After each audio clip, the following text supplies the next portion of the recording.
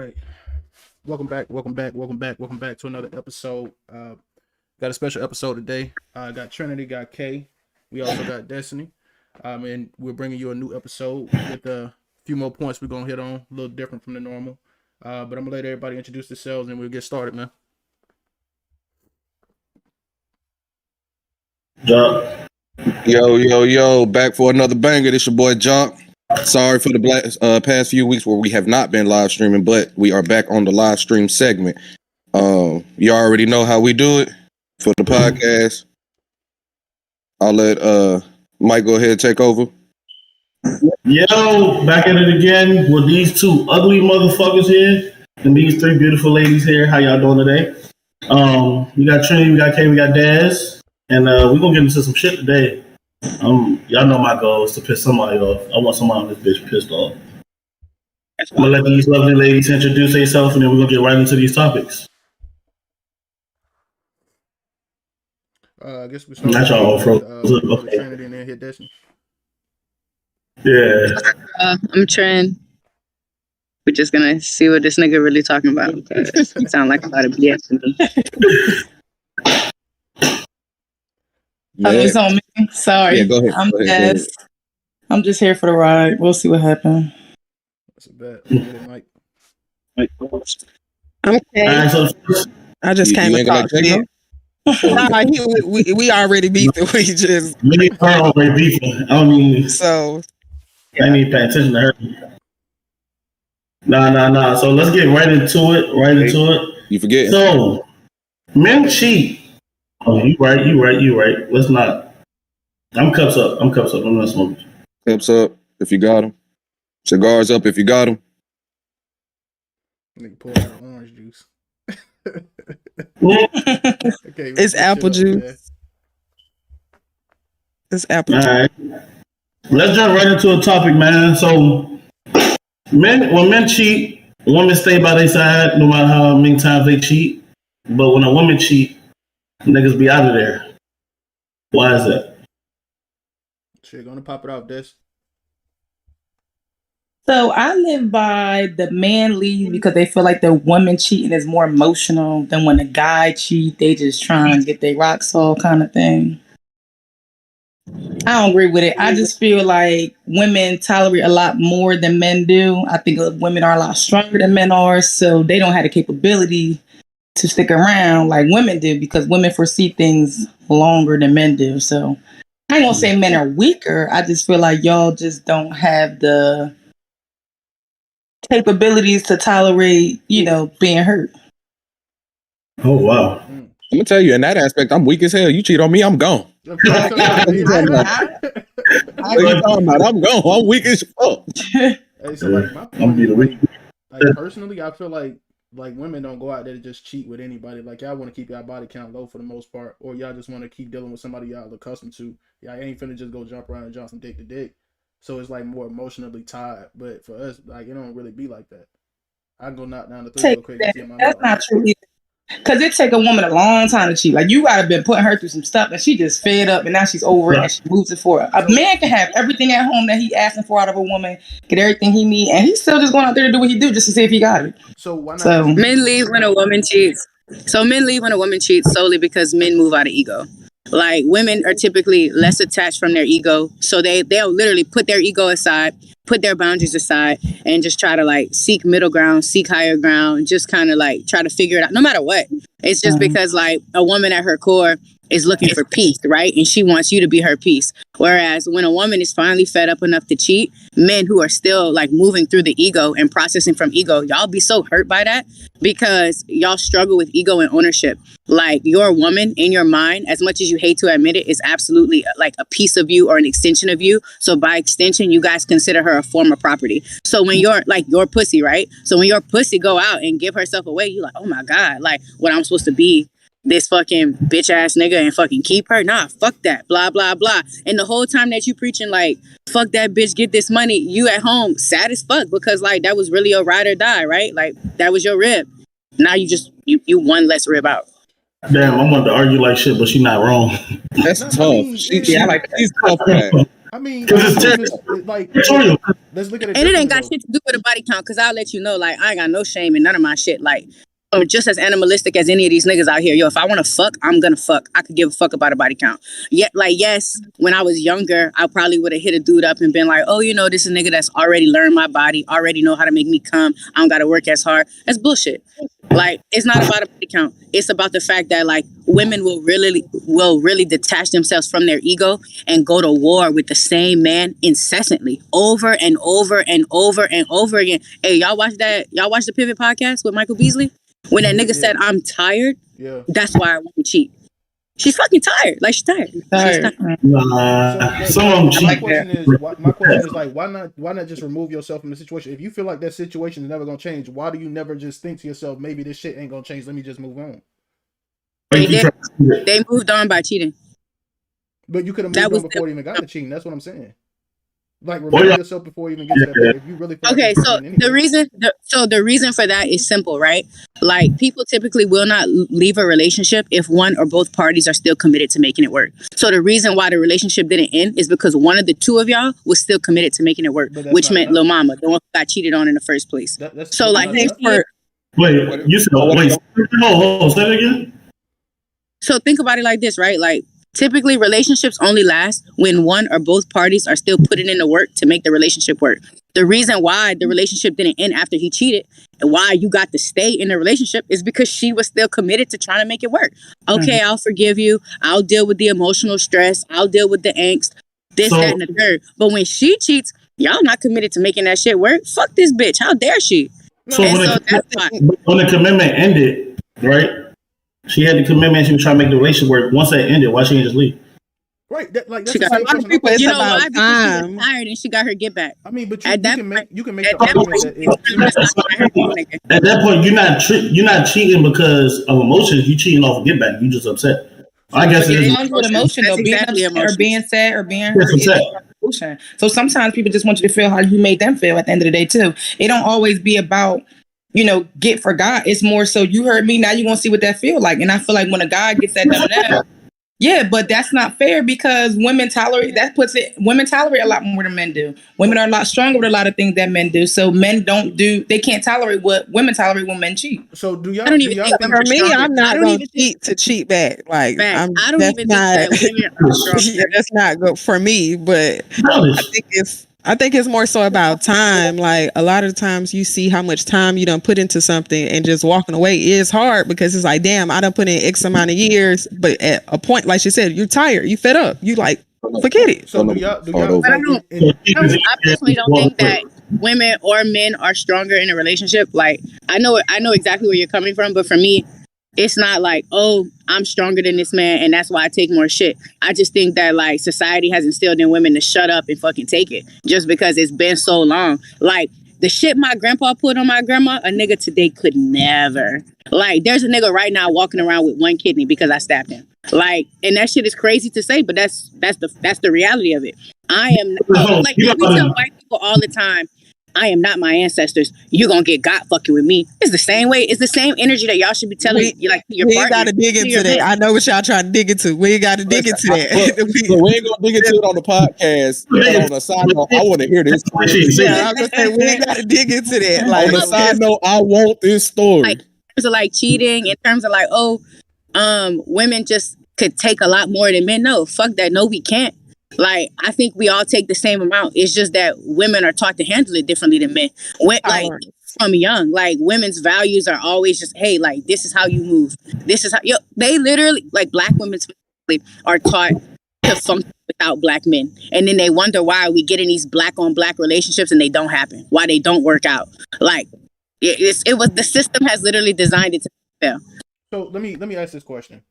And first off, I'm gonna tell you now, I kind of disagree with the whole, like, if two people work on it, it's gonna last longer than, like, if it's just one person working on that relationship, the shit's never gonna fucking work. That's just dead already. But the other side of it is, like, this idea that men just have to walk away because we don't understand. Like, it bothers me because I actually was willing to take somebody back who cheated on me. And it's not to say we can't do it. It's just we rather not do it because the likelihood Like, again, this is not a fact. This is just the way I feel based off of who I hang around with and who I deal with. As a man, if we accept you back, it's going to take a lot longer for us to reestablish that trust with you again. Because typically I'm going to feel like you're probably going to go out and do it again at some point. Because if you found a way to do it then and that was good to you, you're going to find a way to do it. Yeah, but that stands for anybody. That doesn't just go that's from not a man thing. A woman versus man. Women are the same way. If you cheat on me, don't think that it don't hurt as bad because I tolerate things different or we went back to normal.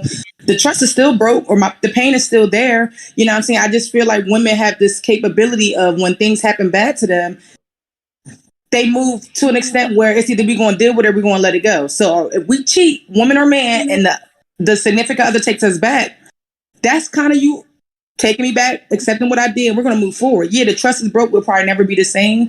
But at the end of the day, we're going to move forward and deal with it or we're not. So it can't be 50-50. It's black or white, 0 to 100. So it's either you're going to deal with what I did and we're going to move on to fix it. Or at that moment that you realize what I did, we're not going to play no games. We're just going to move separately. I don't understand. I agree with that because in the sense of if I take you back after cheating, then that means I'm pushing past the cheating shit. Mm-hmm. I don't even tolerate that shit. You cheat once. Except you're not pushing past it, right? Because the truth is, okay. So I'm gonna just say this, and then I'm gonna just cut out of this topic and get for the next one because I could go on and on about this. Yeah, right. But if you are capable of cheating on your partner, I will never trust you. We will never be friends. We will never be family. We will never be bros. You are just an acquaintance of mine. And I say that to say, if you're willing to go out there and lie and cheat and steal and work against the foundation that you built with somebody who was willing to live and die with you, my nigga is dead. There is nothing that you could ever give to me or convince me otherwise. And so there is no point in rekindling a relationship. Or why would I let you gut me, go heal myself, recover, right? And then have you gut me further. So in terms of why women stay, there's all sorts of reasons. Why men leave, there's all sorts of reasons. Me personally, I'm going to go. Yeah. I think the reasons just come personal. And at some point, both parties are at some point they're just done. Yeah, I also think it's partly of how the cheating was constructed. Because again, I don't know if y'all seen the previous episode when I stated the point that I believe that humans are going to always be human. So if you're in a situation, humans naturally flirt with one another when they're attracted.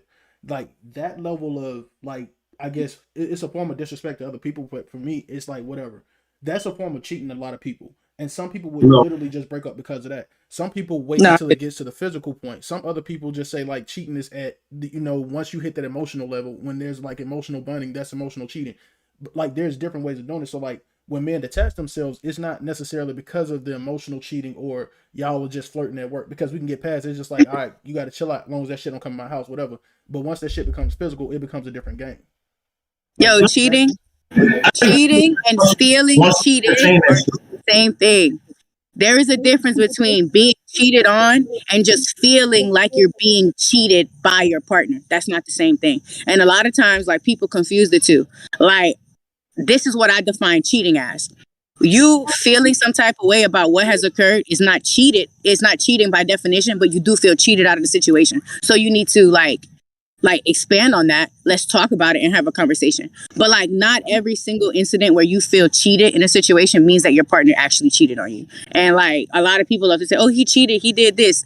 Emotional cheat. You literally just broke cheating down into several different platforms. And depending on the dynamic that you have with your partner within y'all's covenant will determine what is actually cheating and what's not. Because what's cheating to me might not be cheating to you. And that's between you and the person you fucking to decide. That would be you would have to communicate it with each other. Y'all would have to communicate that about it. Exactly. That's between you and your partner. To me, cheating is when you entertain it. I'm not, like he said, humans flirt with each other naturally. When you're attracted to somebody, you're going to naturally talk to them more in the group of the other people. You're going to naturally talk to somebody you're attracted to. You're going to naturally feel attracted to them and do things more for them. But once you're OD into your partner, you could really give a fuck how attractive that person is. The desire to return that favor is totally dead. There have been situations where when I'm really involved with a guy, I don't even see other men. I see him, but it's oh, okay. Like, yeah, that's a dude. Like, whatever. And then you go about the day. And there are other times when I'm feeling left out. You know, the emotional stuff starts to come in. And it's like, damn, like, when did dude glow up like this? Blah, blah, blah. This, that, and the third. I just feel like it's like once you entertain that shit, like you said, if you got a work boyfriend or whatever, I can't control what the fuck going on at your job. So I'm not even about to sit here and stress myself out about that shit. But once you entertain it, so like once you start going on dates or y'all start, what do you say, bringing it home, that's when I feel like cheating is starting. Like that's when I'm like, all right, bro, like this shit gotta stop. Now I'm not gonna sit here and be like, women just cheat out of emotions. It's some women out here that just cheat, just like a nigga cheat. They just trying to get a nut off and they going back to their nigga. Thanks. I'm not knocking what she said. I feel like it comes from the dynamics of what your relationship is. I feel like I've heard situations for some relationships that I'm like, bitch, I would never. But then I see other relationships, a couple that I look up to. I'm like, okay, I like the way they do. It's the dynamic of whatever you establish with your partner. Some people have freedom in their relationship to do whatever the fuck they want. And other people look like, yo, what is that? You know what I'm saying? Because I feel like we in a time in life with social media and just these new generations that's coming with these polys and these whatever else got going on. And for somebody like me that come from a stage where I've never seen that like that, I'm not with it. But to them, that's acceptable. So at the end of the day, it does come to what you define as cheating and whatever you define as your dynamic of your relationship. Mike, you know my relationship, I'm on him like white on rice. Not out of not trusting him, but just out of the sense of, you know, things we've been through, what we developed, the dynamic of what we've established in our foundation. So it really comes with what you consider to be cheating and what you consider is acceptable in your relationship. And that's about the next question. What do y'all consider as cheating? Everything. Let the girls go first because I already know what y'all two said. For me, it's entertaining like conversations inappropriately. Like, you know, when you saying some shit you ain't got no business saying when you in a relationship. For sure. So once it start with you crossing that boundary, I feel like you're gonna cross everything else. You said it. You can't even hold, like, you ain't even give me a second thought. Like, that's wild. You sitting here telling her, hey, beautiful, I wish I could hold you. Like, nigga, we lay in the bed next to each other every day. What are you doing? Like, no, you already crossed the line. When you entertain, like opening the gates to allow that person to feel like whatever they do is acceptable. So once you give them one step in the door, you know, they're going to take a mile. So if you shut it down from the beginning, none of that's acceptable. Now, I've known people to shut things down from the jump and people still try to cross that line. Some people are just that careless. So at the end of the day, it's not you, it's them. But when it comes to your relationship, you're supposed to do your job and defend, you know, your significant other and do the right thing. And I also look at it as, don't be out there doing shit you want your partner doing. If you set boundaries for what you want your partner to do, don't be out here at work flirting around, kiki-kin, or doing whatever you do. But then they're not allowed to do none of those things. It's cheating to them, but it's okay when you do it. I consider passiveness cheating. And like I consider being passive a form of cheating. And the reason I say that is by your implicit bias to not respond to a girl who is pursuing you, by your like, oh, I don't want to hurt her feelings, or oh, I want to let her down easy, or oh, you know, like that's my work friend, blah, blah, blah. Oh, we play like that. All of that is passive, and that's cheating to me. Because if you set a clear boundary and you let her know, hey, I got a girl, or whatever it is, should she decide to cross that line and continue to pursue you, then it's no longer your fault. And like, it's her fault. And now that's a conversation that I need to take up with her as an individual, because you, as my partner, did what you were supposed to do. But passiveness, that silence, that, oh, well, I don't know the correct way. Fuck that. Because if it was a nigga approaching me at the gym, the gas station, otherwise, and I gave him the time of day and I didn't set that tone and aggressively let him know that, yo, like, I got a man, you would feel some type of way. So I consider passiveness to an extent to be cheating, because the truth is you're leaving that door open because you want to see just how far she's going to walk through it. And that's okay with me. Like, I'm good off that. Nope. And that's her passiveness. So what if I'm just ignoring it and I'm not even like giving the time of day? That's still you're not ignoring it. Like, you ignoring it is letting her know that she still have room to see how far she could go. There's no such thing as ignoring that kind of shit. Yo, it's the same thing with like kids in high school. Like, oh, just ignore them. They'll stop bullying you. Now you wondering why you got a broken nose, or like why you in ISS because you didn't beat the shit out of this kid who never stopped fucking with you. So no, that's a solid point. That was a solid point. I haven't thought about that like that. Hey, what you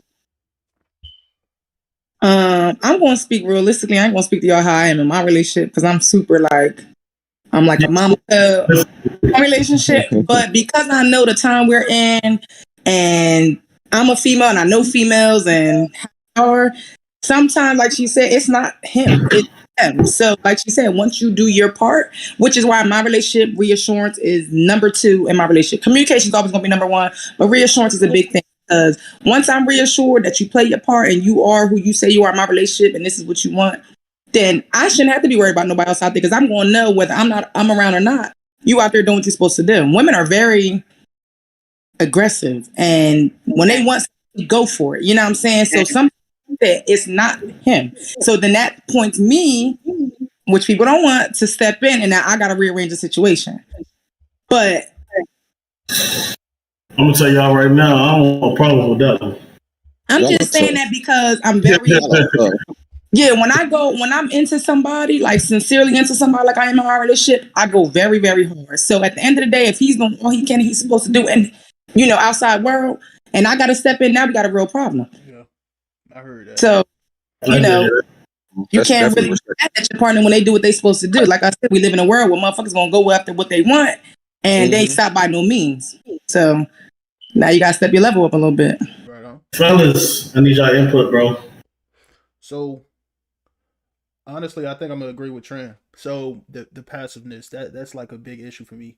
I can't fathom like thinking about you doing some shit that you know for sure I wouldn't do. Like I don't play games in like any relationship. I'm always like upfront. I tell you my intentions off rip, and that's the most commendable or respectable thing you can get from me.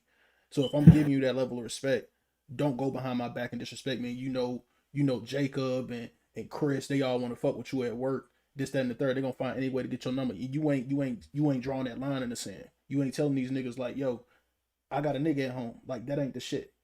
But then you turn around and give them your phone number, and now they got your Instagram and shit. Now everybody communicating, even if they not necessarily there to communicate with you on that level because you already set that tone. But sometimes niggas will still jump over that line and be like, well, you still gave me your number, you still gave me your Instagram. So when you and your nigga fuck up, I know I got to play somewhere because you ain't really setting that level. Like some people are like, they'll draw that line in the sand, but they only draw it halfway and they'll leave that little crease for the other walk path.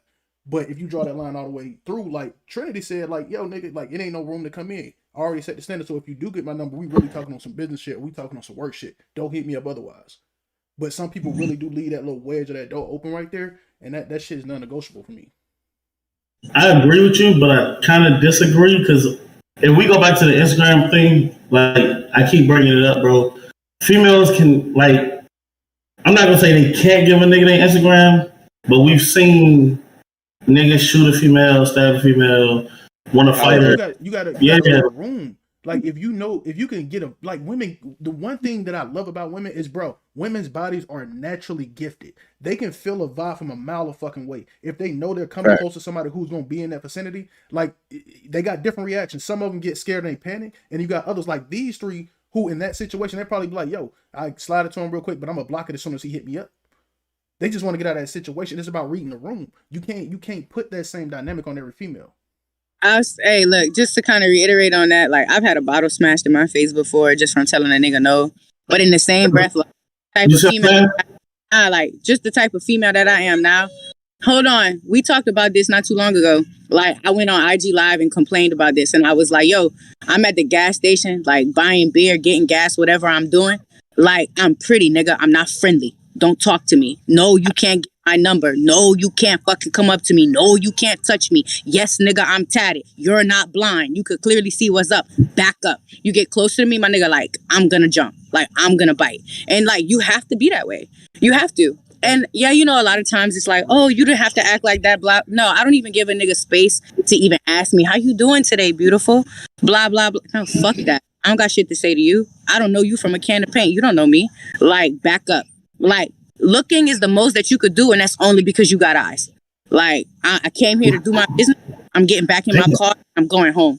But it shouldn't be no punishment for somebody not getting their way. If she's out doing her whatever she has to do, and a man approaches her and she's not welcoming his approach, it should be no punishment for him to be any aggressor to her because he didn't get his way with her. There should be nothing physical, nothing mental, not even nothing verbal. If he approaches her and she declines it, that's it. There should be no back talk, no dialogue. No, I'm not saying it's acceptable. I'm just saying the world that we live in is happening. Like, I can promise you, if a girl give a nigga her IG because she wanted to do that, you know how many wrong numbers we done gave niggas before? Wrong you know, names, wrong numbers, wrong everything. Okay. They have gotten to the point now where they'll be like, I'm finna call you right there and all that. Like my phone in the car. My phone in the car. So I'm gonna play devil's advocate on this one because it is we can't pretend like it's not women who actually get intimidated by like men and they get into situations where it costs them a lot. Like it is women. No, it's not. That's why I said I'm gonna play devil's advocate. It is a lot of timid women. It's a lot of women that if you apply pressure to them, they're gonna shrink, they're gonna cower, they're gonna give in or whatever the case may be. So playing devil's advocate, it is situations, and I think that's the reason why a lot of people or a lot of men in Atlanta are the way they are now. They approach you crazy as hell because it's so many women who cower and accept that approach. You accept somebody saying, "Hey, Red, let me get your number," and you accept that what you doing text every 3 minutes. Like it is women that accept that and are timid like that. So we got to be hella aggressive back, mugging them. Like you can't even step to me like this because you done stepped to every other woman like that, and she said that's okay. That's not okay, and that's the problem. We collectively have to say that's not okay, and men are gonna have to adapt. We're gonna adapt, and they have to adapt. Do you think that some of the reason a lot of women decline people's approaches because of the way they approach them? Like you said, like if a guy sees you, and he's not gonna know your name, but he doesn't respectfully approach you. He's going to call you by the color of your shirt or the hairstyle you have, or maybe you got glasses. And those kind of approaches already are red flags. Like you don't even have the respect to come over here and speak to me, as a woman. You're objectifying me. So that could also be an issue by the way a man approaches somebody. I think it also depends on the type of man, though. Let's talk about it because I done been approached by some fine ass niggas at the gas station, and I'm like, fuck, I'm feeling it. Like, but then the same type of grimy dude give me the same approach, and I'm like, yo, like. Back up. But you understand, like, everything has changed. Like y'all don't understand. Like I'm still the type of nigga I'll walk up to you and find a way to meet you in person, or I'll try to meet a motherfucker on the street. Like if anybody know me well, they know I'll talk to anybody on the fucking street with 2 legs moving. That's just who I am, especially a female. But like, no, it's not even on the horse shit. Like I've been in sales all my essentially all my work life. So when I'm actually out there, like I don't see a difference in me just having a random conversation with somebody and just like walking up to a female that I may actually see interest in, and I'm like, yo, you know what I'm saying? I'm interested in you. Let me take you out. I run my game, whatever. But there are genuinely some niggas out here who don't know how to talk to a female outside of being behind an Instagram screen. So when they do approach you, it's almost like they're taking a shot in the dark. They don't know how to run game. They wouldn't talk by they OGs and shit how to really talk to women when they out in public. So all these niggas know is what they homeboys did. Cause Juju and them, they pulling bitches left and right, and all they saying is, hey, come here, brown shirt. Hey, come here, legs. Come here, so like that's what they do. I take that back. Women are accepting it. We talking about men do this, men do that. We're very like men dominant right now. But the truth is like it's all about the type of woman that you're dealing with, that you're approaching. And like I don't think any of us really mentioned that either. Like different women will produce a different type of vibe. They move a certain type of way with men, and it just depends on what you're used to, right? Like you are what you attract. So typically, or you attract what you are. So like to an extent, it's up to you internally to set that tone. And if you're willing to settle for less and succumb and like fall under the thumb of a man who you really not into, but you're scared, then like, yo, like there's a sixth sense, yo. Men, predators, no offense to men, but like predators in general smell fear. Like that shit is like, it's a pheromone. Like, yo, sharks in the water. I do it. I've done it to men. Like you give off a pheromone. Like they'll give off a pheromone. It's like, oh yeah, like I got this one. Like cool. Like I didn't corner this one. And like you just kind of got to be stronger in who you are as an individual and be like, nah, I don't want this. And be willing to deal with the consequences that come from either saying yes or no. Yes, you got to stand on business. You got to stand on it. I think she just cleared the floor. I think she cleared that one. The person you're dealing with, what's a pick me female? See, I don't think pick me females exist in a relationship. When you're in a relationship, you are not a pick me female because you are in a partnership with your partner.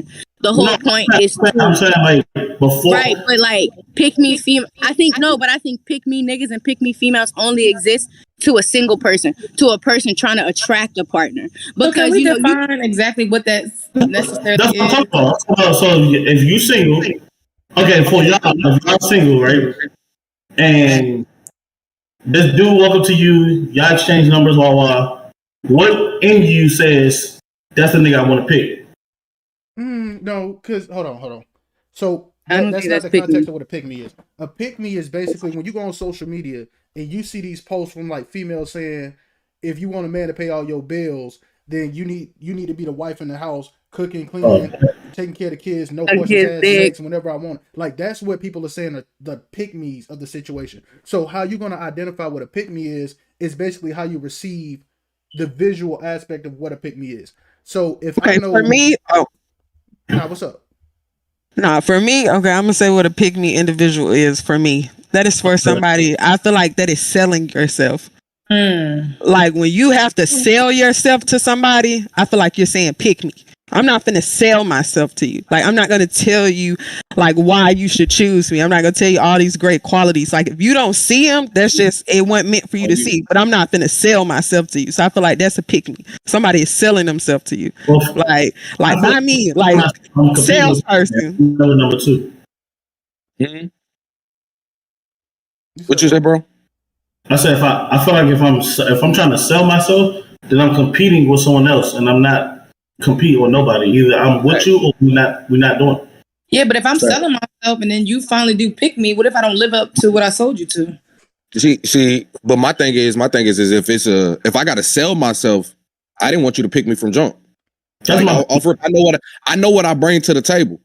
So if you already, you know what I'm saying, battling between me and some other guy, I'm gonna go ahead and tell you, I know what I bring to the table. Pick that motherfucker, because if you gotta think about it, pick him. Because I'm not gonna be that person you want me to be. Why not? That's not fair though. The dynamic be so different. Because truth be told, when you're interested in a person, y'all absolutely give each other the sales pitch. Y'all absolutely say, hey, what do you bring to the table? You want to know those things. There's a difference between outlining who you are as a person and who you are in a relationship, and then being like, oh my God, here are all the things that I could do for you if you would just leave this bitch alone or leave this dude alone and, come fuck on me, blah, blah, blah, or whatever it is. Like, there's a difference between being those things at your core and as an individual and that being your personality, and then you saying like, oh, well, I can give you this. Like, it's like she said, selling yourself. Like, sometimes you're not selling shit. This is just who I am. Like, this the product. And then other times there is like, all right, like, I'm trying to get you to buy the product. Yeah. That's what I was about to say is like, sometimes it's you just being yourself and y'all getting to know each other. But once I feel like I'm trying to outdo another person or compete with another person, pick him, because I'm not doing it. That's the point I'm getting at. Like, because I don't feel like I'm going to be in competition with anybody. Like, I'm just not. That's just not me. I'm not going to sell you something to eventually sell you short. Like, it makes no sense for me to be like, oh, pick me, because I could do this, I could do that. And then we in a relationship and then I can't match up to what I said because I was just giving you a sales pitch. Okay, compared to my question to y'all is, what would your sales pitch be anyway? Because a lot of times when we hear people saying like, asking what can you bring to the table, a lot of times you can't even answer the same question. I know what I say. I am the table. What do you bring to me? I like that. The thing is, what is the table though? Like, what am I? What do I bring to the table? People keep saying I can bring to you. I can give for myself. I can do for my fucking self. That's my point. Like, when you're asking, what do you bring to me? Like, it's like, no. That's like, in my opinion, like, you don't even have to ask me that, because you should just see how I'm moving. You should be able to just kind of like just from what you're allowed to see in my life should let you know what I am, what I'm about, where I'm going, where I'm headed. And if that's not a vibe, or like if you don't think that you can reciprocate that to me, move on. Let me ask you a different question then. So as a guy, what should I expect from a woman outside of the 3 things that we quote unquote think are supposed to come from a woman? And I'm not gonna say communication and trust. Timeliness, communication, and trust. If that woman is really into you, she gonna be on time. She gonna let you know, hey, this is that. She's gonna communicate that with you. If things change, she's gonna communicate how she's feeling. She's gonna be open to communicating. You're gonna be able to trust her because she wants to trust you. And that's with all your relationships, whether platonic, sexual, or otherwise. If you don't have timeliness, communication, and trust, you don't have a foundation. That means you don't have shit. But I agree, but I disagree. I agree. I bring different things to different tables that I sit at. So in my relationship wise, I'm going to bring things that other people will never see. I let walls down. I let barriers down. Like he's going to see a side of me that no one else sees because that's our relationship. Even though the key point that she pointed out was right, because he's going to get all those things. But at the same time, yeah, I'm the table. I know what I bring. I know who I am. I know what I'm capable of. But if we're going to be a team, this is 50-50. It ain't all about me no more. It's about us. So we're going to have to bring things together. What can we do together to move forward to make this thing 100%? So sometimes I feel like when you address the pick me thing, I feel like once you pick me, now it's about us. You can't just think it's all about me anymore. Because at the end of the day, like you said, I don't need you. You don't need me. Cool. But since we chose each other, what are we doing moving forward? That's why I think a lot of people become a little selfless in it because it's not about you no more when you're in a relationship. It's about both of us. So now what I bring has to add to what you bring, and now we have to move forward. But okay, yeah. So I like the conversation. Oh, it's definitely a good one. That's why I said I agree and disagree because it's like she said. You do bring different stuff to different people, but I also think values vary from person to person. So when you say you bring in, I bring the table, it varies from person to person. I've come across men where they feel like financially, that's what they offer. They can offer finances, this, and the third. And it's like, I've been doing this on my own. I don't need you to do anything financially for me. So some people value stuff differently. It's a lot of men that value money. It's a lot of women that value money. They don't really care about what you're doing outside of that as long as they getting a few dollars. But again, for me, I value something different. So if I feel like what I'm offering is the table, they might be looking at it like, nah, I don't want that. Okay. So for me, I'm the same like I said, in all my relationships, which is why my 3 points that you're going to get from me are going to be the same. That's in friendships, that's in partnerships, that's in business, that's in my sexual relationship. However, I do agree with Des because I have boundaries. I set limits in place. There are intimate parts of me that only my partner is going to get. That doesn't mean that I'm not going to still be going 100% in the other relationships that I've established with other people. It just means that I am the most intimate within this relationship with my partner. And that's what however, you're still going to get these 3 things out of me: timeliness, communication, and trust. And if you're not getting those 3 things out of me, you're not somebody that I respect. Mm-hmm. Fellas, the way she worded that was tough. Hold on. The way she worded that was tough. I would just like to go on record and say y'all are talking y'all shit, and I love it. I swear to God. I love it. I just want to go on record and say Jock and Kay over here with these motherfucking McDonald's and Burger King headphones on. We was really having just such a good talk, and here you go with that bullshit. Listen, they're headphones. I want to make sure y'all can hear me clearly. Yeah, you straight, man. On the other hand, we can cut his video and mic off. We cut his video and mic off. Mike, he ain't got a mic. He ain't got no headphones to have a mic. What you saying? We can just kick him out. Barely. Notice when everybody else talk, I can hear them clearly. When you start talking, I'm like, hey, y'all shut up real quick because Mike talking. He talk like he got an Android. You feel me? And we all know he got an iPhone. It's just that iPhone 7. Crazy, because I'm over here why somebody echoing, but all right. Fellas, I need y'all. What's y'all 3 things that y'all bring, or that a female would be happy that y'all bring? She said, communication, timeliness, trust. What's y'all things y'all bring? My foundation is my work habits. podcast, I got a full-time job, and I'm working on a second podcast. So the streams of income going to be there. Then I'm also doing other things, like I know how to fix my own car when necessary. I got a savings account. I got a bank account. That's consistent income. Like, it's real, bro. Like, how many other niggas say they got a savings account? Can I say something? Justice, I love you dearly, but you just proved my point about the finances. No, like, I love you. I can tell by the dynamic of women that you've messed with in the past, like that you feel the need to say like, oh, my finances straight. And I can say that to say like, had you messed with enough women who are on a different type of vibe and a different type of wave, you wouldn't have said finances as much as you did, because you brought up finances in 3 different ways just now. You literally just scream, I'm security. First off, it's women out here that if your finances ain't straight, they not fuck with you at all. So what? And it's women out here that did your finances. I feel like if your finances not straight, you don't need to be in a relationship.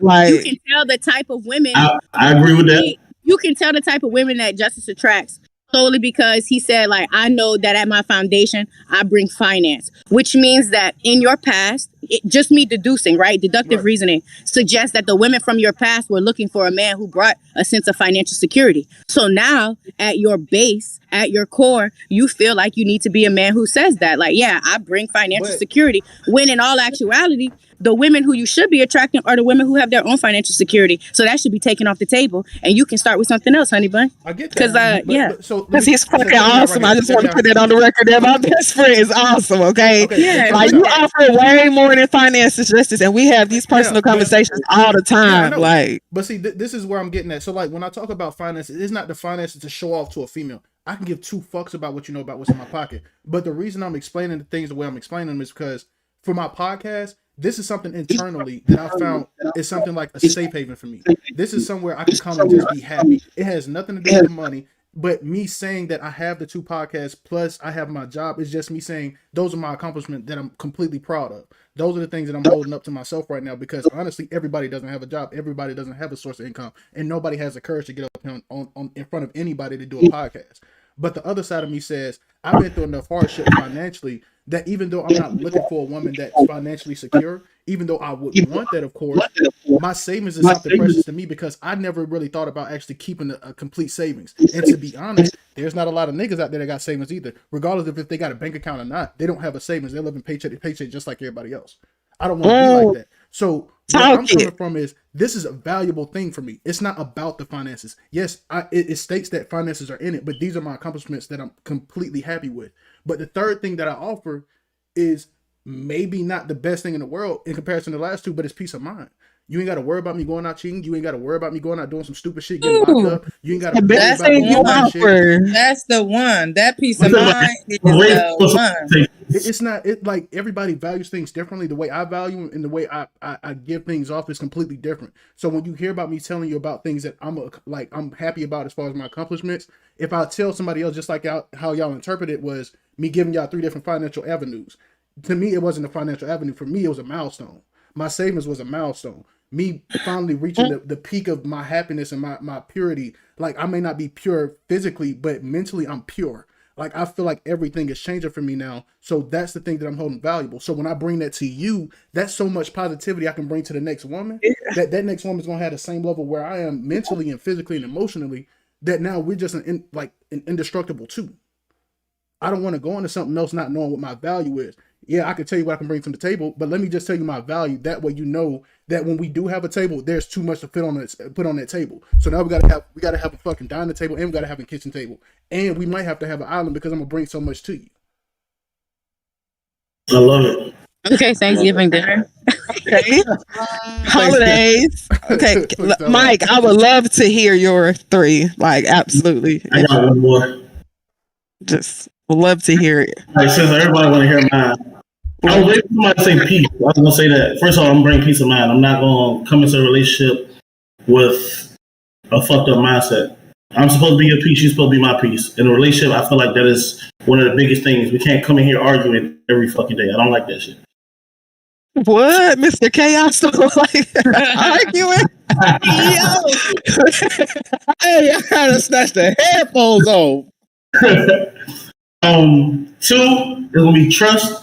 I don't ever go into a relationship not trusting somebody. I don't not trust nobody until you give me a reason not to trust. Once you give me that reason, then I'm starting to question trust. But until I get that reason, I trust you 100%. And if I trust you 100%, that means a lot to me. Like once you break my trust, it's not coming back. Like once you break my trust, I'm not. That's it. The third thing is, it's gonna sound corny as hell, but it's love. Like I'm a big lover. I'm a big I want to be in the house watching movies, eating snacks. I'm a big family person, and dads know that. I love when we all around each other. I love when we playing spades, chilling. Like the vibe is cool. I don't like the whole we going out and we got to be in front of everybody. I don't like that shit. I don't even care what people think about me. So fuck you. But as far as like love, I just feel like I bring a lot of love. So once somebody breaks my trust and I feel like I'm starting to fall out of love with you, it's kind of hard to come back with me. And I'm not going to sit here and cheat on you. I'm just going to leave.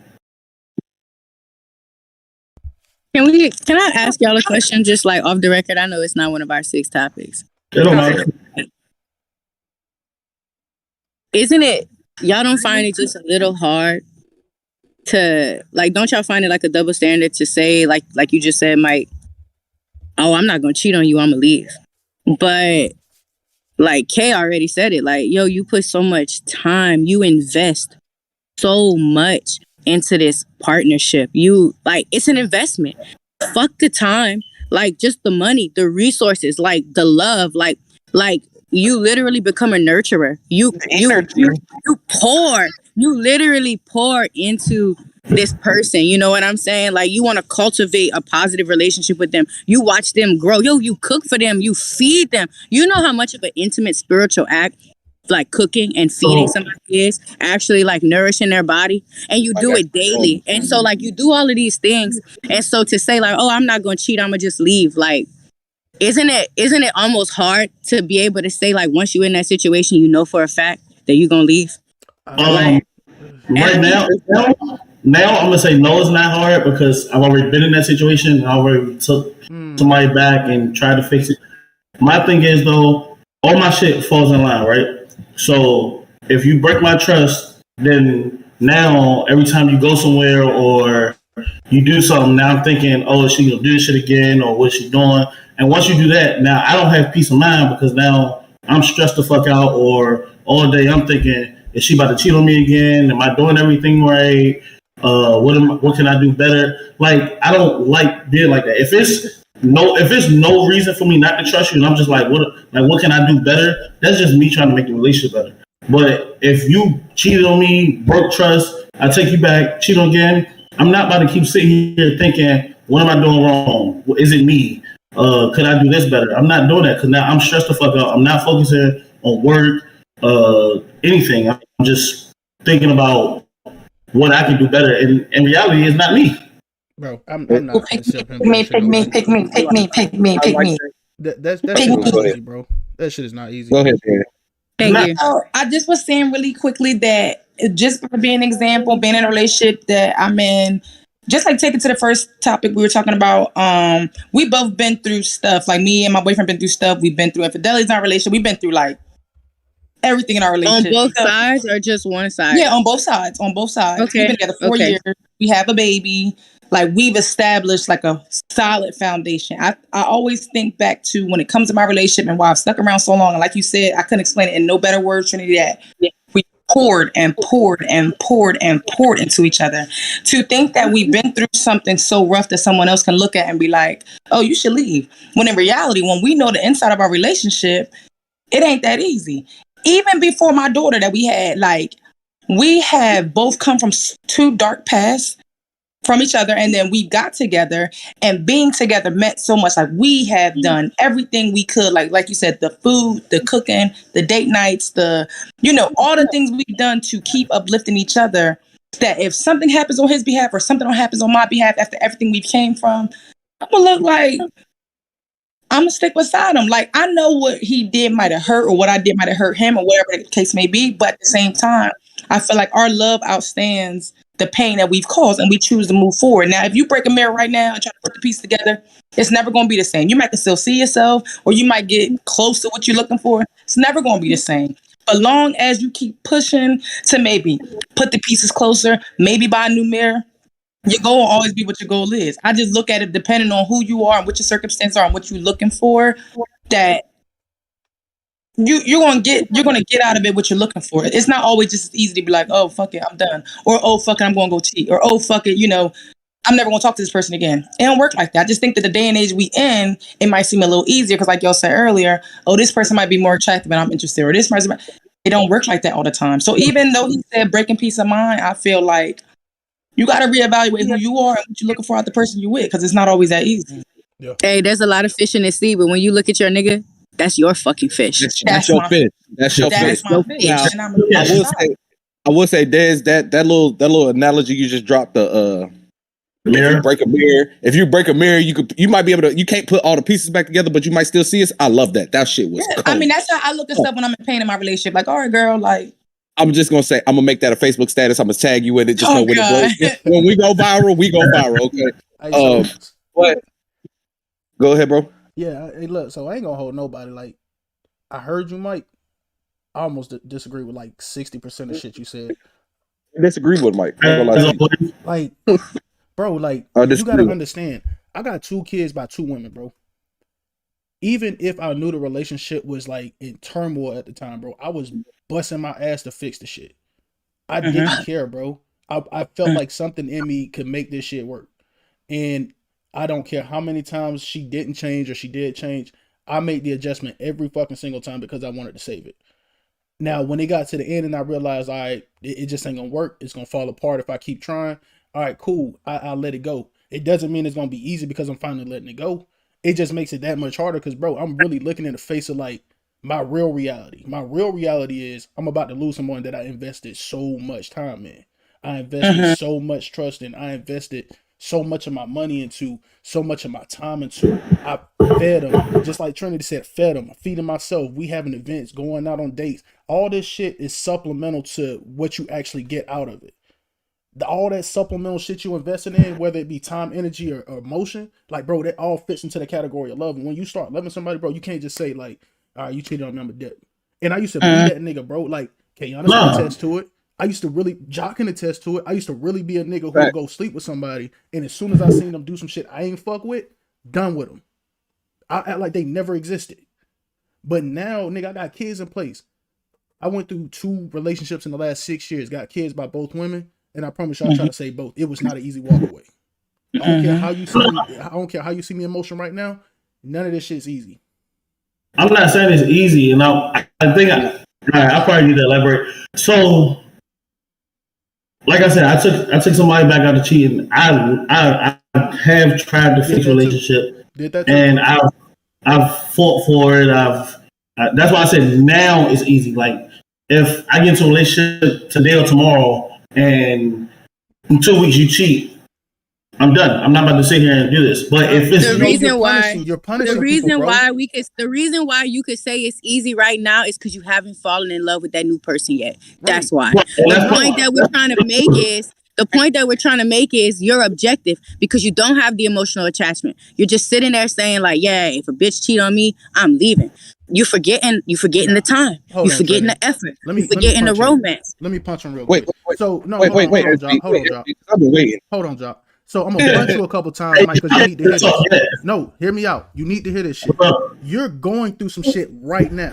So this is some shit you're saying, and you're literally beating somebody because you're already going through it. Like you're punching a punching bag that can't defend itself.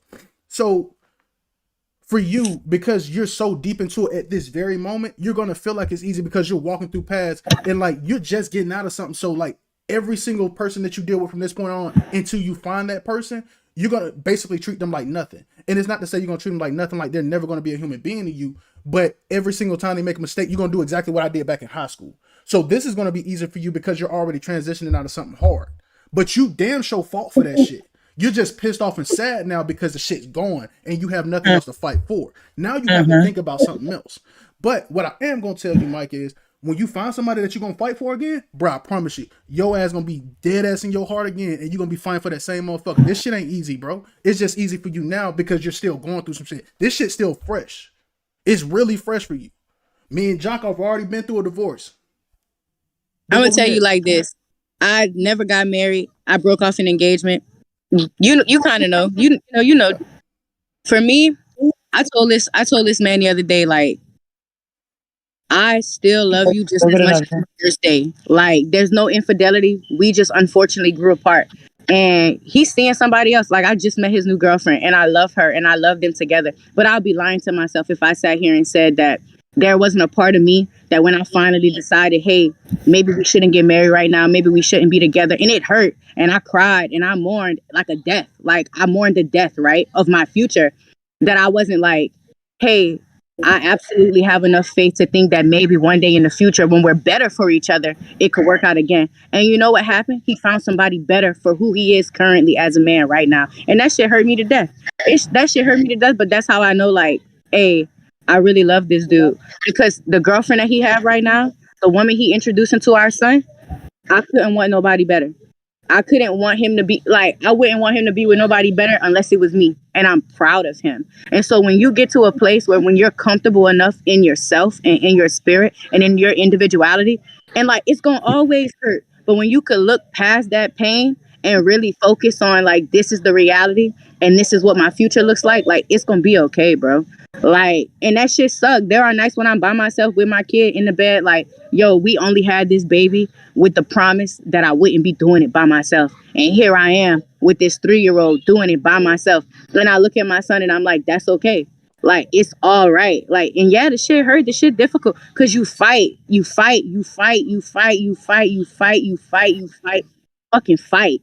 And then you sitting here like, yo, the only reason that we had to stop it is because one of us would have died. Like, at the end of this, one of us wouldn't have made it. And now we're both on the back end, like, I'm gonna always have this love for you. But to sit here and say, like, oh, I'm gonna disrespect this, or I'm not gonna give this a chance, or like, to be honest, you sound like you just scared to love again, Mike. Yeah. You sound like you say like you bring love. You talking about how you bringing love and how like that's what a woman can expect out of you. When the truth is, what a woman should expect from you is fear. Because the last girl taught you how to be scared of going all in. My nigga, you are terrified of going all in right now. And I could tell by the way that you expressing yourself. Me, as hard as that shit hurt, as embarrassed as I was, as fucking on the ledge as I stood, I'm not scared to go all in again. Because there is like nothing better in this world than at the end of it, standing in all of the debris and saying like, yo, I gave that shit everything. And like, can't nobody say nothing about it, not even my partner. Like, that's where you need to be again. Like, and it's gonna take some time. I can't sit here and tell you like, yeah, nigga, like nut up, suck that shit up. You know, like, oh, nah, fuck that. You take all the time you need. But like, when you're gonna be ready to love again, you're gonna know because you're not gonna be scared. As long as you got a little bit of fear with you, it's just not your time. Yeah, bro. And don't even get me wrong, yo, because the right woman gonna fuck around and like spin you around, yo. She gonna come out of nowhere, and you're gonna be shocked at the fact that you ready to fucking really, really give that to her. Hey, bro, the one thing I'm gonna tell you, bro, and I'm a back on this shit. I'm a back on it, Mike. The problem with us, like as men, typically we try to get over somebody by getting under somebody else, bro, and this ain't the time. Like, this supposed to be the time where, like, even though you going out drinking and smoking and shit, and you having a good time, bro, you need to find time to really sit down for yourself, because you're not giving yourself time to really figure out who you are. When I got on my marriage, bro, nigga, I took a whole year and a half off of dating. I ain't want to talk to nobody. You know what I'm saying? I did, did my occasional knockdown or something. You know what I mean? It's in me, but at the end of the day, I still, you know what I'm saying? I still had that time for myself to proactively figure out who I am, figure out who I proactively want to live my life with, who I want to deal with in the future, who I can bring to what version of me can I give to this next person? Do I want to give them the same person that I was with the last person, or do I want to fix the shit that I did wrong in that situation and find something else out that I'm gonna do wrong in this situation but make myself better? You know what I'm saying? But just like she said, you have a big fear right now of recommitting yourself to going all in. And it's not a bad thing because you're still fresh into your whole transition. But nigga, like, yo, nigga, me and Jock been there. And we told you, You talking about you ain't gonna get married no more. We said the same thing. But honestly, here we are again. Jock open to it. I'm still on the fence. But you gonna get to a point where you're gonna be on the Can fence. I just say something? Yeah. Like I feel like it's a big point. Like we all leaving out of this. Like vulnerability. Yeah. Like you have to be not even vulnerable with another person. You got to be vulnerable with yourself. And I feel like until you're vulnerable with yourself, you gonna always feel like you're not trying again. Like you have to really sit down and like be honest, be truthful, get down to the nitty gritty with yourself before you can even do it with another person. Like, and then doing it with another person is easy. It's so easy. But until you do it with you gotta respect yourself too. Like you're gonna get tired. You're gonna get tired of having other women on top of you. You're gonna get tired of having other women underneath you. Like at a certain point, you're gonna get tired of just getting nuts because you're gonna feel so used. You're gonna feel more used dealing with these women you chose to lay with than you felt in that relationship that you fought so fucking hard for. And then that's when you're gonna start fighting for your self-respect again. That's when you're gonna start getting your shit right. That's when you're gonna start cleaning it up. And that's when you're gonna start attracting women that's fucking worth being with you. That's set boundaries. That's when you'll set boundaries. You will not be a pick me. You will not be a pick me. Hey yo, are y'all like reading my mind right now? Because y'all literally stated everything I was gonna say. But what I am gonna go on to say is, Mike, you was on that damn podcast where I said, you fall in and out of love all the time, right? Yep. You feel me?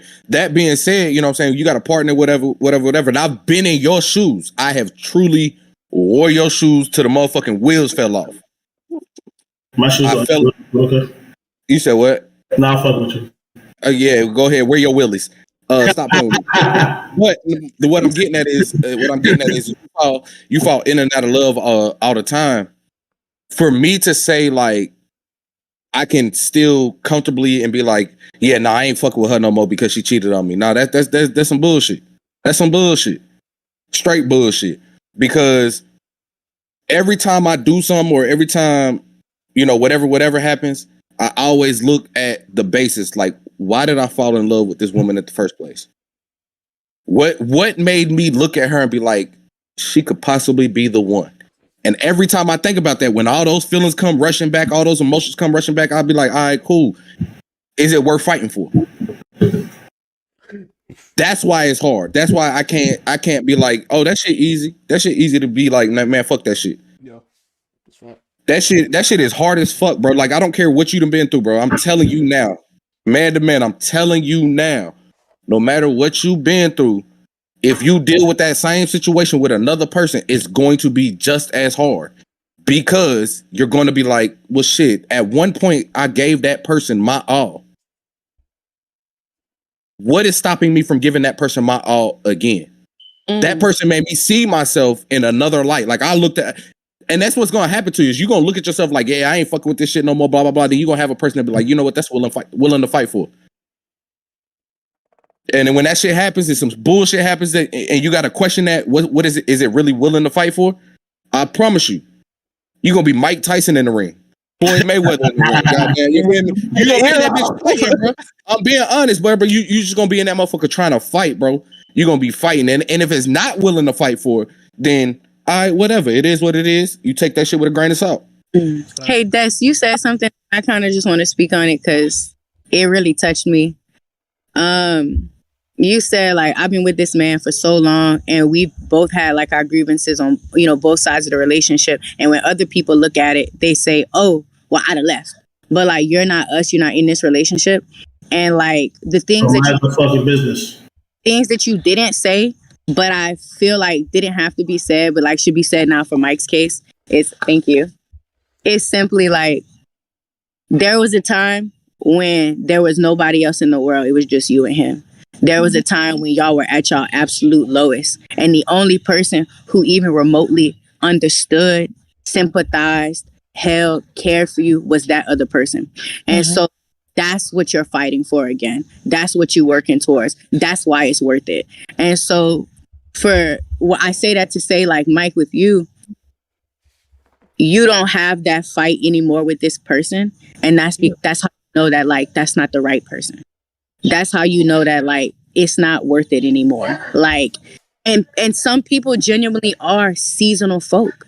Like, they're only in your life to teach you something, to have you learn, to have you grow so you could be better, right? Like, yo, the reason you trim bushes is just for them to grow back better.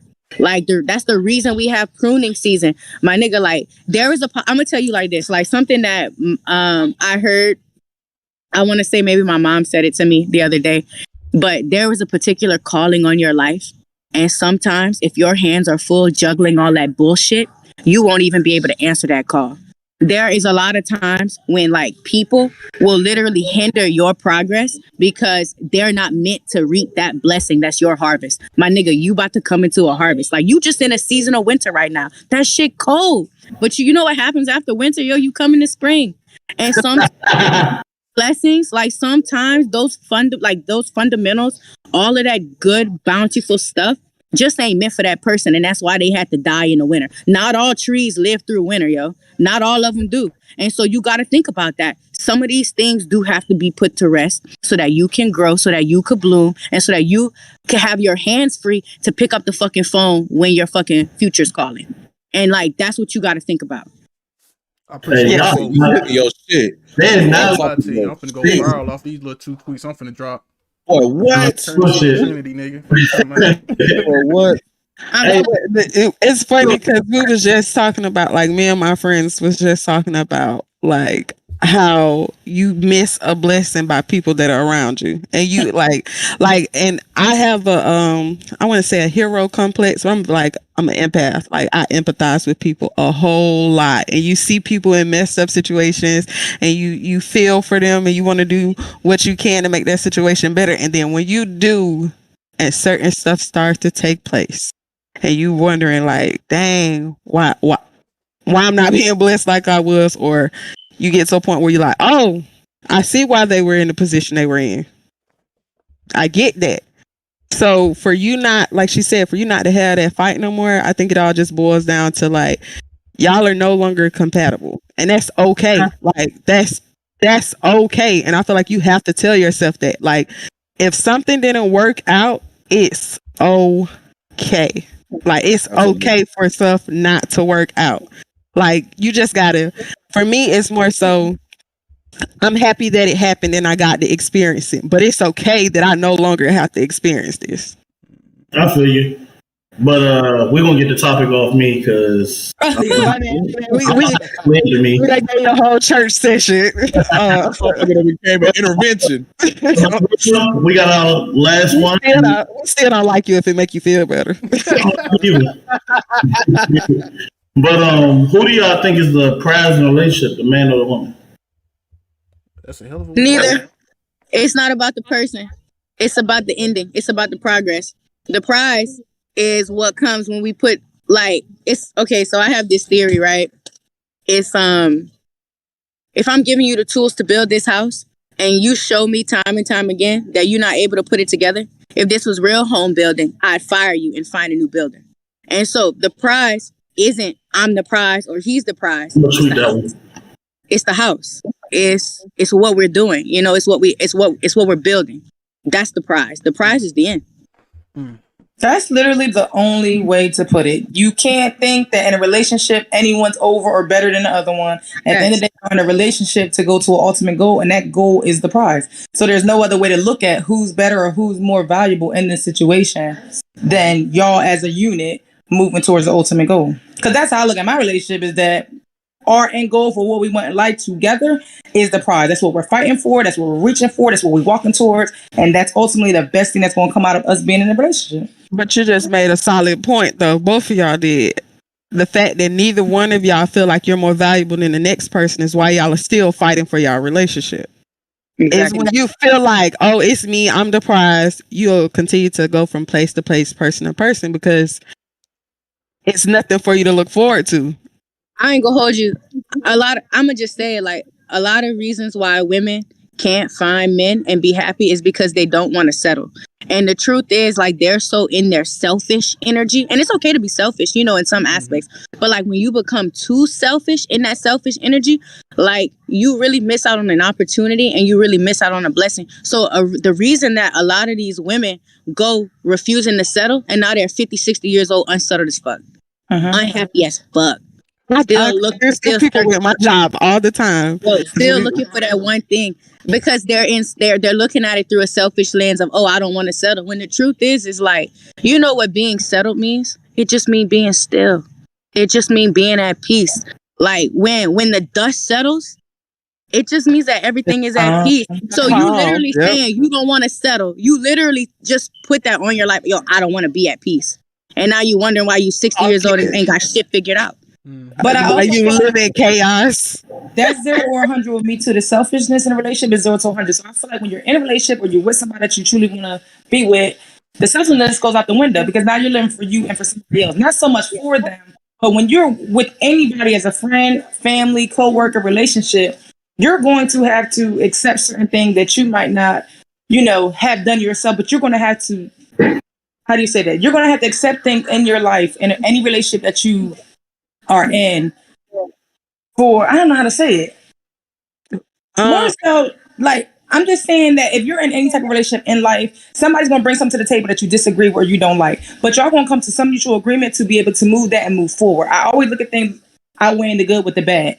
Ain't nobody going to come to you perfect. So I assume that's what people mean when they settle. But at the end of the day, like you said, the way you look at settling, you're going to find somebody that brings you peace. It's going to make you calm. And it's going to be able to person that you're going to be able to push through anything with the good, the bad, the ugly, the up, the down. So sometimes settling is the most peaceful thing you can get.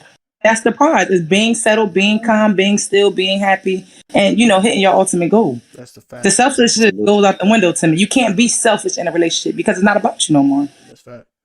Hey, I think far as the question goes, I'm gonna say the prize is me. Fuck is you talking about? Shut the fuck up. Goodness. I think both of y'all should be looked as a prize. And when I say that, I say like men, like as a man, your woman should be your prize, and as a woman, your man should be your prize. And y'all should both be valued as equal. No one is higher than the other, and no one is lower than the other. I get what y'all saying, and I completely agree with the relationship. Yeah. I get what you're saying, and I agree with the whole, like, the end game is the prize and which I'll build to. But I feel like before you even get there, that both of y'all should be looked at as a prize and both of y'all should be valued by each other equally. Do you think that's always equal, though? Do you think the value of a relationship in any relationship is always equal? Do you think everything is always 50-50? Sometimes it's 80-20, sometimes it's 60-40. So sometimes maybe you do look at it as this person might be more valuable in this moment than the other one. But because we might get information and you might know something that I don't know, but you're teaching me. So that's why I would look at you at that moment as, like, not even at that moment, but I would look at you like, okay, you're the prize, like you're my prize and I'm your prize. Okay, but what happens when you stop seeing her as a prize? Then we need to communicate and figure out why we don't see each other as prizes anymore, why one is not valuable as the other. Yeah, but you're not going to see your person as a prize every day. Like every day, you're not going to see this person as a prize. But if you see that relationship, that end game as the prize, you're going to keep working towards it. But you might wake up one day and it just might be the worst day. Like you're not going to see her as a prize. If anything, she might be the problem. Like you are not going to see her as a prize. You know why you're not going to see Shorty as a prize every day? Is because you don't even give yourself 100% every day. How the fuck can you expect your partner to give you 100% every day? Sometimes your best is only going to be 60%. Sometimes your best is only going to be 30%. And if you're trying to equate like her value, her being a prize as to how much she's putting in every day, that's unfair. She going to always fall short because people get tired. People go through it. Like life is a cakewalk, yo. Like life is a cakewalk, and everybody's getting sick. But that's a though. So if I wake up one day and I'm only giving 60% as my spouse, you would just be on the back like you. If whatever I don't have, then you have, and that's not monetary. That's she's not giving you. She's not giving you 60% of my prize. I'm telling you, I'm telling you, she's not gonna say like, oh, well, I guess I still need to be 100%. So let me go find another 40% somewhere, you know, in the gallows to make this man be 100% today too. No, the prize is the end game. That's why she's willing to accept you at your 60% today. That's why. It's not because she saw you at 100% and said he's going to be this way every day and that's what I want. And if she did see you that way, then that's how you know the relationship wasn't going to work from the jump. That also comes you are, because sometimes when you have them days where you're 60 and he's 40, or you're 20 and he's 80, you got to know when to refuel yourself. If we're going to be in a relationship and I'm the person that today is just not my day, because I have a lot of them days today, just not my day, and I may be at my 30 and he might be at his 70, I got to know who I am, go back out there and refuel myself so I can come back and bring him his 100. Because it's the reason I'm at 30 might not be his fault, but he, you know, I got to refuel myself to make us back to 100. That's my job as I expect of him. If he's at his 10 today and I'm at my 90, I'm going to need him to go get it together, refuel yourself, do what you got to do to bring it back. And reciprocity. Because let's say your cup is overflowing this day and you filling his cup up too, that cannot become the expectation that you're going to continue to fill his cup up and now he's no longer doing the work. Or let's say like your cup have a hole in it. Hey, it's your responsibility to patch that hole, because I can continue to pour into you. But if we're in a relationship and the prize is the end game, my cup got a hole in it one day, we're not gonna work together to fix the hole. I gotta work on myself to fix it. So does that mean I gotta? No, we are working together and I am replenishing you. So while I'm pouring into you, you should be actively working on patching that hole. That's how we work together. Yeah. I continue to pour so that you continue to have your 100%, but you need to work on patching that hole. So I like that, but the way I look at it is you know how you said earlier, where you was like, what do you bring to the table? And you say you are the table. Is that, are you not my prize right there? Exactly. So that being said, but hear me out. That being said, because at the same time, so it's kind of like this, right? Hear me out. Right? Hear me out. So if you look at yourself as you are the table, right, and I look at myself like I am the table, I should be your prize and you are my prize. No. Right? Why not? Why not? I'm gonna tell you why, right? Because if we're at an amusement park and the prizes are 2 tables and I play foosball and I win, and like there's a bunch of prizes out there, if I'm already a table, why would I go say, hey, I want to win another table? I'm not even looking at that. If I'm at the amusement park, I'm looking for a bigger prize, a better prize, since I'm already the table, which is why the question becomes, what do you bring to me? The chairs. So, what you're saying is if I bring everything to the table. That's supposed to, you're my prize and I'm your prize, because if you're my prize and you're the table and I'm your prize, then I'm your chairs. So I bring everything you don't. Hey, like, yes. Good. Yes, Mike. Yes, exactly that. Like, what do you bring to the table? What do I bring to you? Do you need a table? I am the table. Like, is that what I bring to fucking fulfill you? Is that what it is? Because what I'm looking for is chairs. What I'm looking for is a dinner. You know, what I'm looking for is a home. But like, that's what we're trying to get at is. Prize for me isn't another table. What the hell? I'm already the table. But what we're trying to get at is. I'm looking to look. Base level is you're either just as good as me or better, because I'm constantly looking to evolve and you know, like, just get better. So I wouldn't want something that's like lower than me or even like on my level. You know, I want something that's going to encourage me to like really expand my mind, expand my palate, teach me new things. Like that's what a prize is. And that prize comes in just like the foundation of working for. Yeah. So I like how you worded that, because the way I was gonna word it was gonna be completely different. So like if y'all know me at all, y'all know I troll on social media no matter what. Like when I see topics like this, I know 9 times out of 10 I'm trolling regardless of what my fucking comment is. I'm always trolling. So I specifically chose this question because I don't necessarily think there's a such thing as a table. I think the table was created because people wanted to have something to fight over. I don't give a fuck about a possession. I don't give a fuck about a material thing, even though this is figurative. How I look at it is, ain't no such thing as a table. If you want this shit to work, just like Trinity said, you look for the end goal. I get what you're saying, Jock. Like, I should be the prize and you should be the prize because we both equally bring something to the table, or we both bring something here and that gives us a little bit of value. But everybody seems to be so focused on getting that value as opposed to working on the things you need to work on so you can actually have something more valuable later on. Like, the temporary things or the monetary things that you have right now are going to alter and change. Like you're saying, like, oh yeah, I know how to cook, I know how to clean, I know how to do this, that, and the third. What can you bring to me that's different from what I can do? Well, I know how to cook a little bit better. Well, I know how to clean a little bit better. Well, I know how to handle finances a little bit better. Not everything has its own field. So if you're going to bring a house to a house, what it's going to do? It's not going to make a bigger house. Y'all just going to combine. I think it stems from an early conversation we had where women used to accept whatever. And a lot of what they went for then, we won't go for now.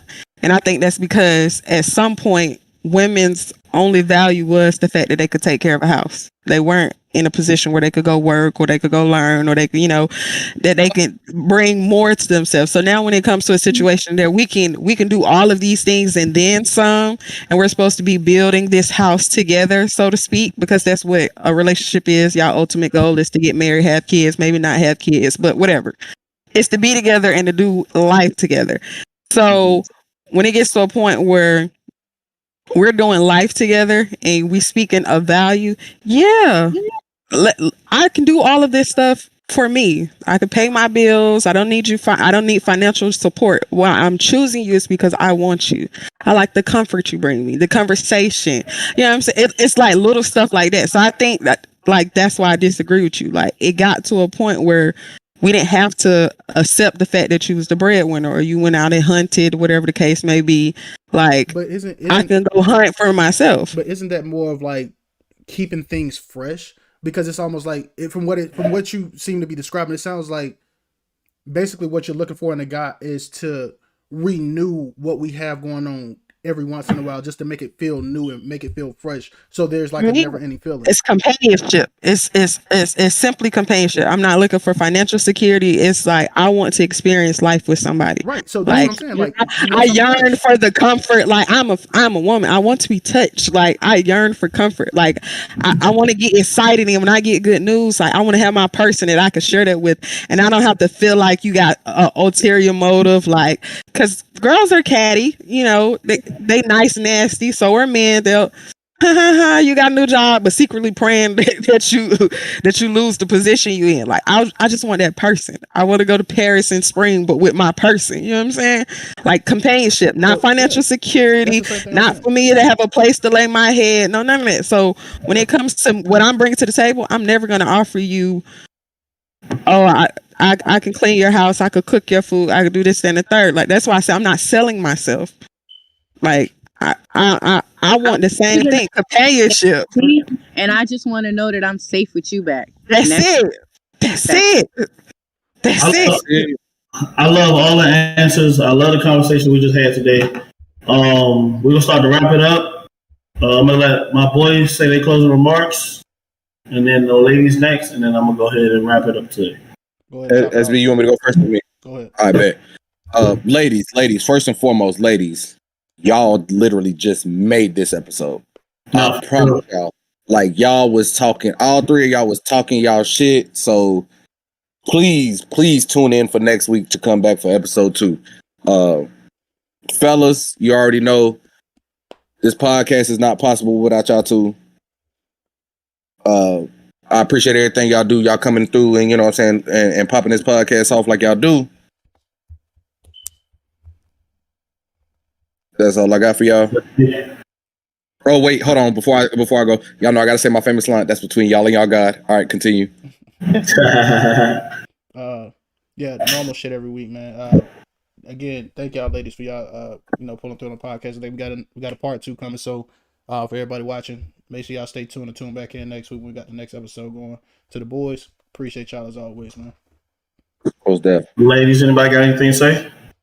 I just want to say I like meeting the girls. They are great. I like the diversity of y'all having females on this segment. 3 strong-headed females. They're very smart. You guys are all very smart.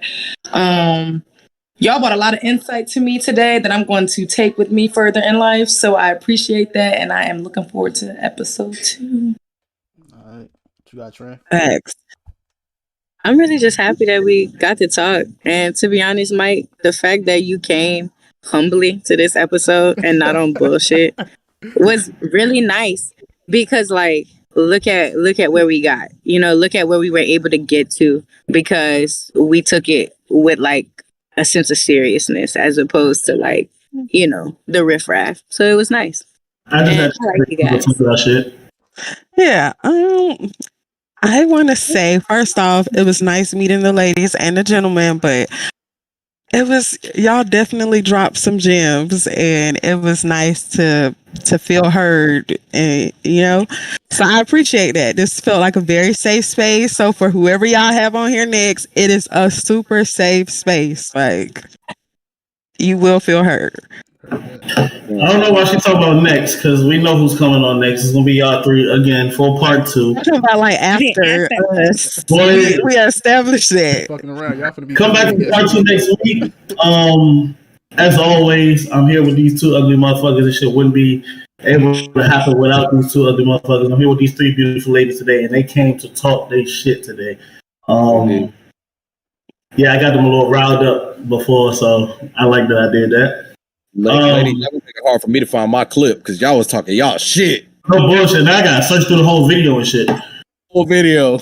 But nah, like I said, this wouldn't be possible without these 2 ugly motherfuckers here. And it wouldn't be possible for the people. It wouldn't be possible without the people that watch us every Sunday, come in, tune in, comment, subscribe. Thank y'all. I love y'all. This was a great episode, and next week it's gonna be even better. So tune back in. Peace. All right, with that being said, man, we definitely appreciate y'all. Love y'all. But tune in